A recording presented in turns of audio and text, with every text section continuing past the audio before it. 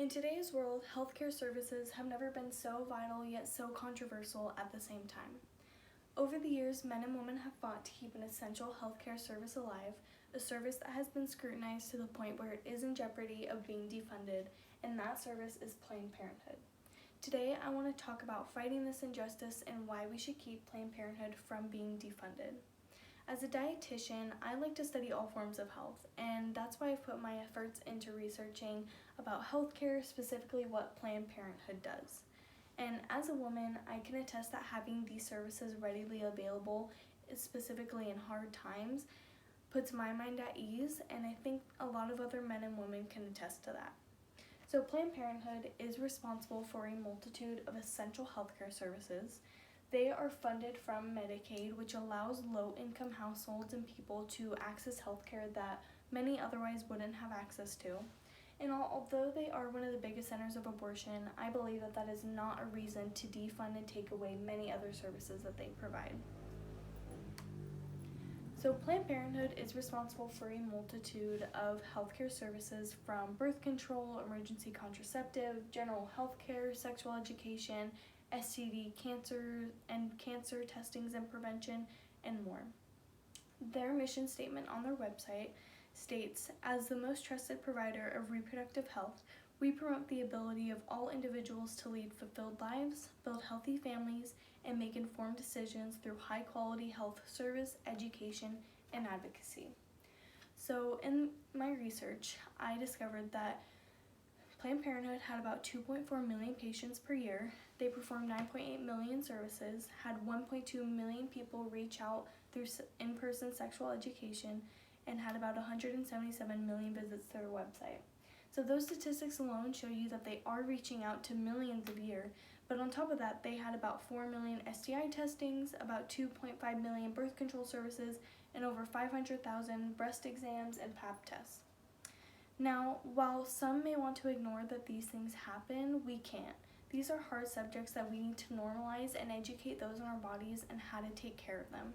Some have the privilege of getting that education, but there are millions of people who don't, and I believe that is what Planned Parenthood provides.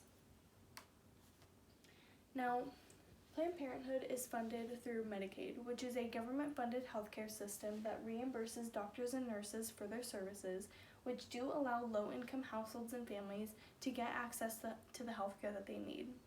About 6 in 10 women who use Planned Parenthood did say that it was their main source of healthcare, and about 60% of the 2.5 million patients that visited Planned Parenthood said that they do rely on public healthcare systems to get the healthcare services that they need. So by defunding Planned Parenthood and many service places like this, it is killing access to millions of patients. In Texas, when they defunded Planned Parenthood, about 30,000 women lost access to healthcare. In Iowa, over 15,000 lost access to healthcare. And in Missouri, they blocked Medicaid for STI testings, and the amount of syphilis cases quadrupled within that year.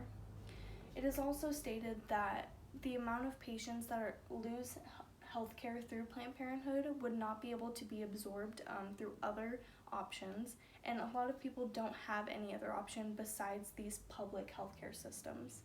David Zoppo wrote an article titled "The War on Women," and he stated that Medicaid and Title X provide health and reproductive care to low-income women and families that would otherwise be unavailable to those women. For every $1 the federal government spends on Title X, it saves $3 in avoided Medicaid and newborn care costs. Increased access to family planning services can save states and the federal government anywhere from $6 to $76 million a year. From 1980 to 2000, Title X supported clinics helped women avoid nearly 20 million unintended pregnancies, 9 million of which would have ended in abortion. So this has an effect on thousands of lives, and I have to ask, would you advocate to have your only source of healthcare taken away, or your children's only source of healthcare taken away? This is a position that many people would be in if we were to defund Planned Parenthood.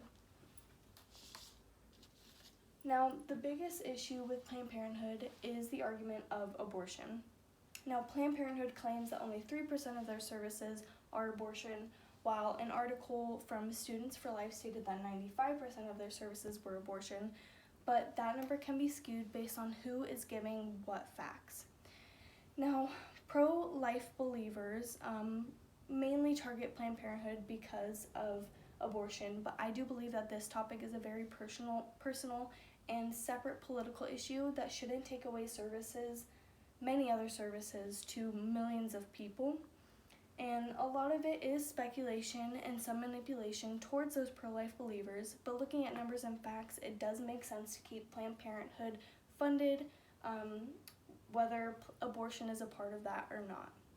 I do acknowledge and respect the fact to not support Planned Parenthood because of the abortion, but we need to fight to keep the other services alive because they do offer other services to millions of people. Now, Planned Parenthood is an essential healthcare provider and it should not be defunded. This is because they give numerous services. They are funded by the government to allow access to low-income households and people who do not have any other access to healthcare. And although they are one of the biggest centers of abortion, I do not believe that that should be the reason to take away access to a lot of other people. As Faye Wattleton once said, reproductive freedom is critical to a whole range of issues. If we can't take charge of this most personal aspect of our lives, we can't take care of anything. Thank you.